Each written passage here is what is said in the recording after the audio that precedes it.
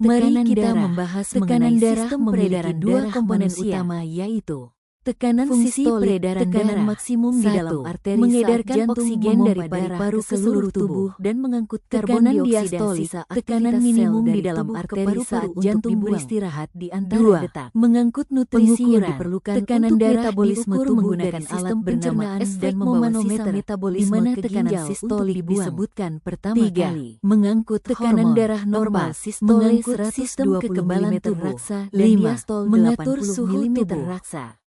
Faktor-faktor Komponen volume darah. Peningkatan volume darah akan meningkatkan tekanan darah. Komponen darah Curah terdiri jantung, dari plasma jumlah darah dan yang sel dipompa darah jantung per menit terdiri juga dari memengaruhi eritrosit, tekanan darah, leukosit, dan tahanan trombosit. pembuluh darah.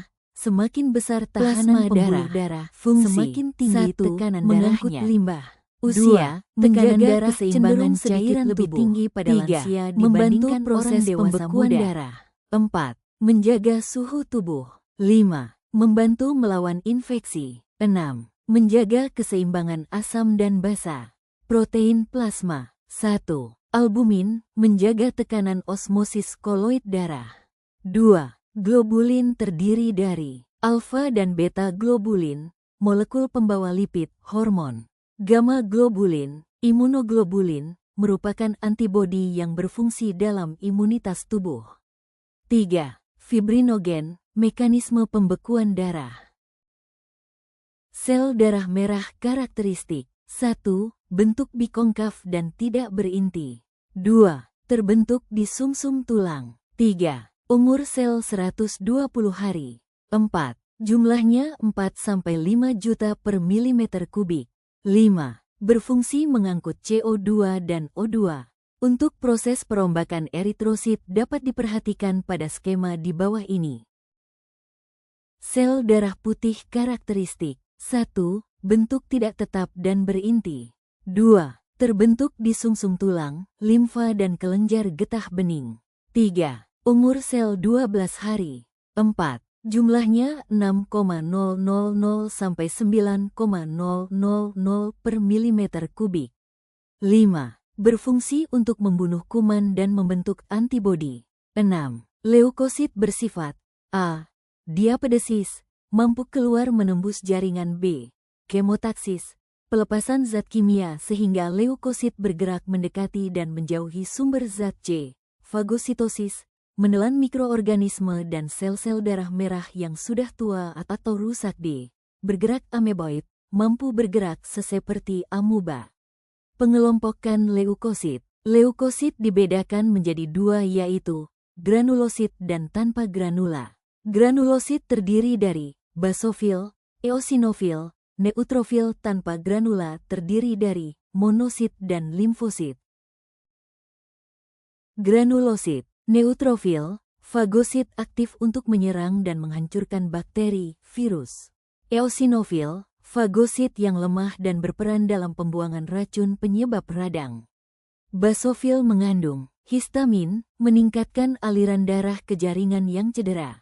Antikoagulan heparin, membantu mencegah penggumpalan darah intravaskuler. Agranulosit. Limfosit berfungsi dalam reaksi imunologis.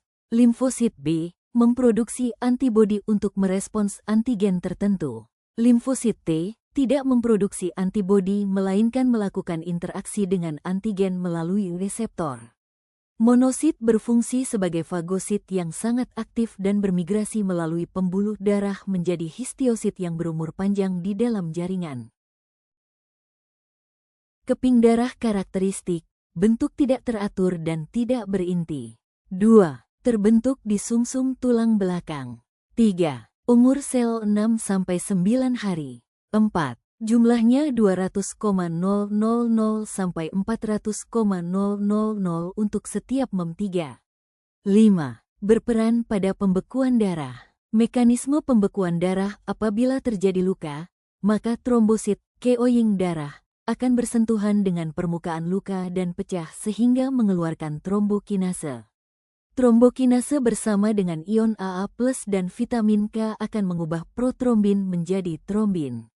Trombin akan mengubah fibrinogen menjadi fibrin yang akan menghalangi keluarnya sel-sel darah hingga terjadi pembekuan darah.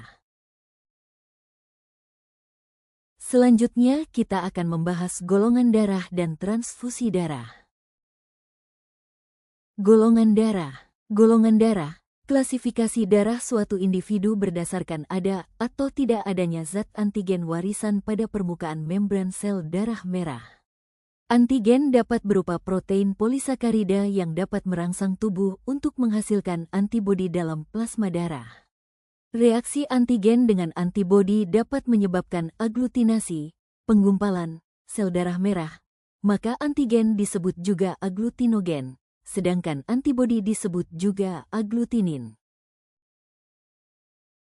Penggolongan darah sistem A, B, O. Golongan darah sistem A, B, O ditemukan oleh ilmuwan Austria bernama Karl Landsteiner pada tahun 1930.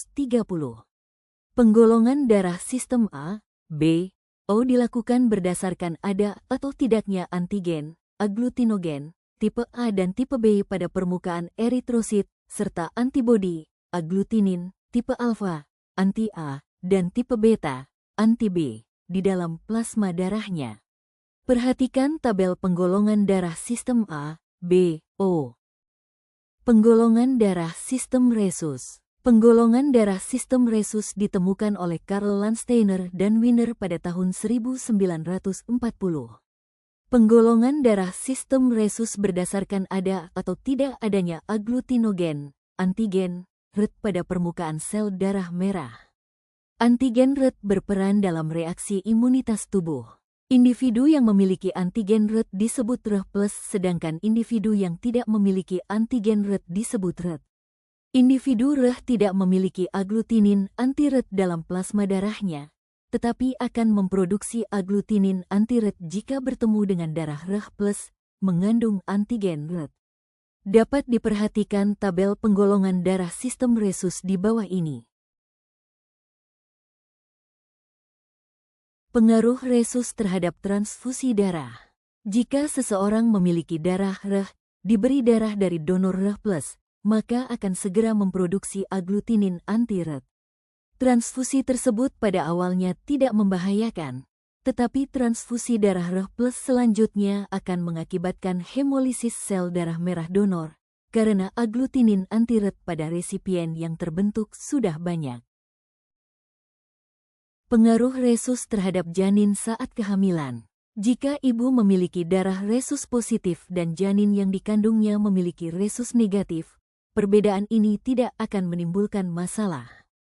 Jika ibu memiliki darah resus negatif, sedangkan janin yang dikandungnya memiliki resus positif, warisan dari ayah, tubuh ibu secara alamiah akan bereaksi membentuk antibodi anti-RET untuk melindungi tubuh ibu sekaligus melawan benda asing, antigen RET darah janin.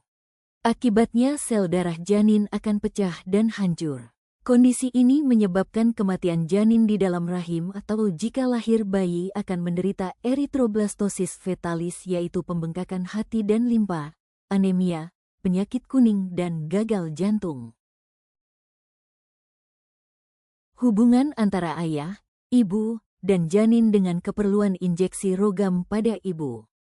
Dari tabel yang tertera dapat disimpulkan bahwa apabila ibu resus negatif dan ayah resus positif dan janin bisa resus positif atau negatif maka diperlukan injeksi rogam pada ibu. Uji golongan darah. Orang yang mendonorkan darahnya disebut donor sedangkan orang yang menerima darah disebut resipien. Golongan darah O disebut donor universal karena golongan darah 0 tidak memiliki aglutinogen untuk digumpalkan sehingga dapat diberikan kepada resipien semua golongan darah asalkan volume transfusinya sedikit. Golongan darah AB disebut resipien universal karena tidak memiliki aglutinin dalam plasma darahnya yang akan menggumpalkan darah sehingga dapat menerima darah dari donor semua golongan darah. Transfusi darah. Transfusi darah merupakan proses mentransfer darah atau produk berbasis darah dari seseorang ke sistem peredaran darah orang lain. Orang yang memberikan darahnya disebut donor, sedangkan orang yang menerima darah disebut resipien. Pada saat transfusi darah diberikan, plasma darah dari donor diencerkan oleh plasma darah resipien, sehingga aglutinin, antibodi donor tidak dapat menyebabkan aglutinasi, penggumpalan. Jika golongan darah donor tidak cocok dengan golongan darah resipien, maka aglutinin, antibodi, dalam plasma darah resipien akan menggumpalkan sel darah merah donor, akibatnya akan terjadi hemolisis. Perhatikan tabel kesesuaian transfusi darah berdasarkan sistem A, B, O, dan resus.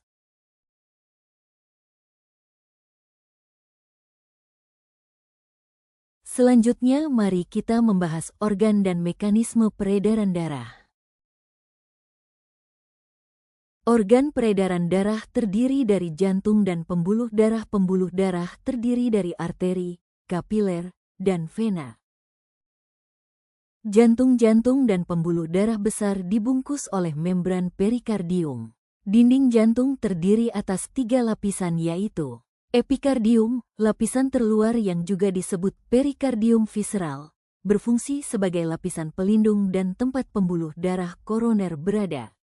Miokardium, lapisan tengah yang sangat tebal dan terdiri dari jaringan otot jantung. Lapisan ini bertanggung jawab untuk kontraksi jantung yang memompa darah. Endokardium, lapisan terdalam yang sangat tipis, berfungsi untuk melapisi bagian dalam jantung dan katup-katup jantung, serta melanjutkan menjadi endotelium pembuluh darah. Jantung memiliki 4 ruangan yaitu atrium kanan dan kiri serta ventrikel kanan dan kiri. Atrium kanan dan kiri dipisahkan oleh septum interatrial. Pada janin atrium kanan dengan kiri terdapat lubang yaitu foramen ovale. Atrium kanan menerima darah dari seluruh tubuh, kecuali paru-paru dan mengandung CO2. Atrium kiri menerima darah dari paru-paru dan mengandung O2. Ventrikel kanan dengan kiri dipisahkan oleh septum interventrikuler.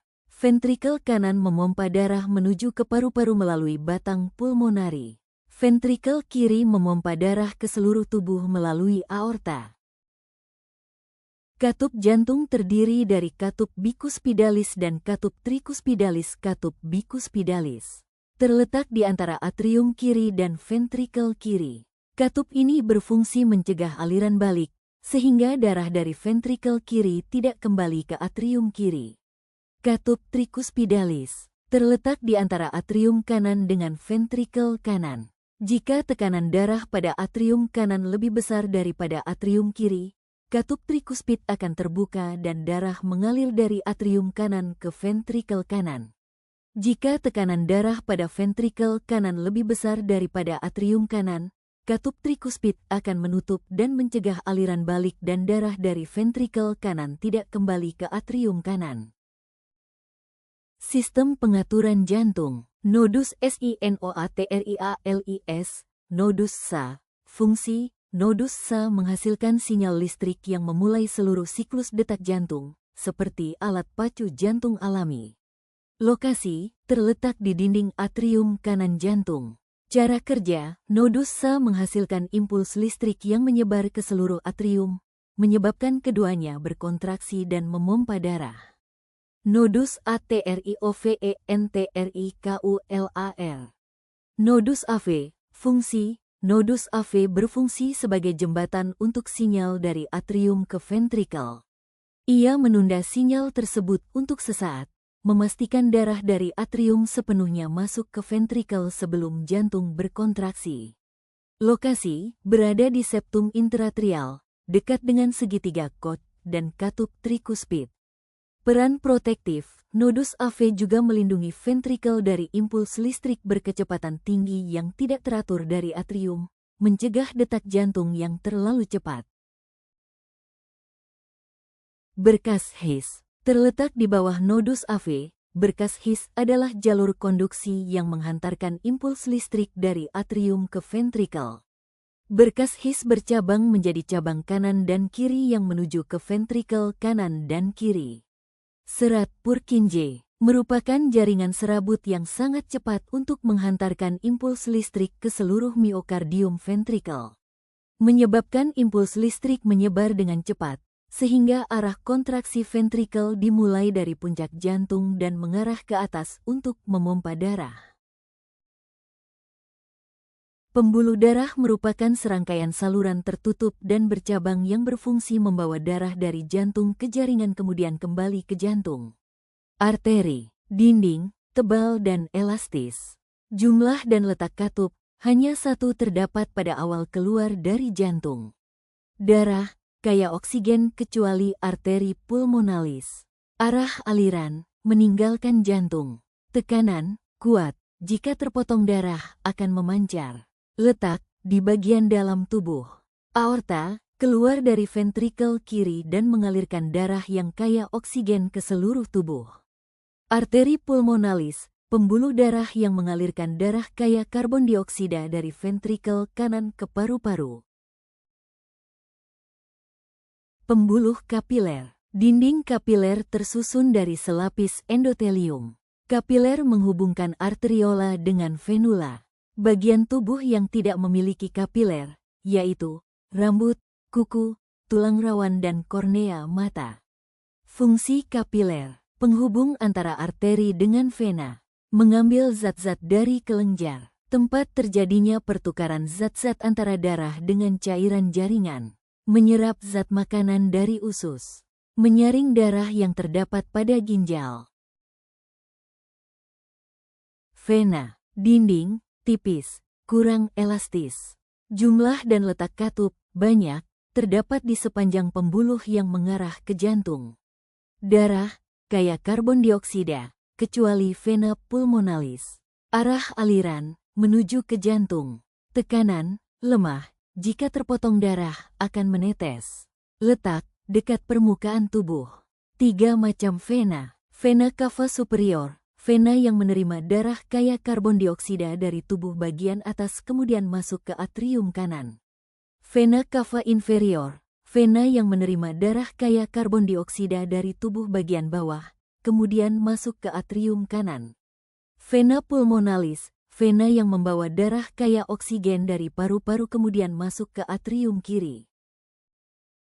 Sistem peredaran darah pulmonalis mekanismenya. Ventrikel kontraksi lanjut ke katup trikespit tertutup kemudian katup semilunar arteri paru-paru terbuka kemudian darah kaya CO2 dari ventrikel kanan dibawa oleh arteri pulmonalis menuju ke paru-paru kanan dan kiri. Di paru-paru darah melepaskan CO2 kemudian darah mengambil O2 di paru-paru sehingga darah kaya O2 dibawa oleh vena pulmonalis menuju ke atrium kiri kemudian ventrikel relaksasi dan katup bikuspit terbuka dan darah mengalir ke ventrikel kiri. Sistem peredaran darah sistemik mekanismenya.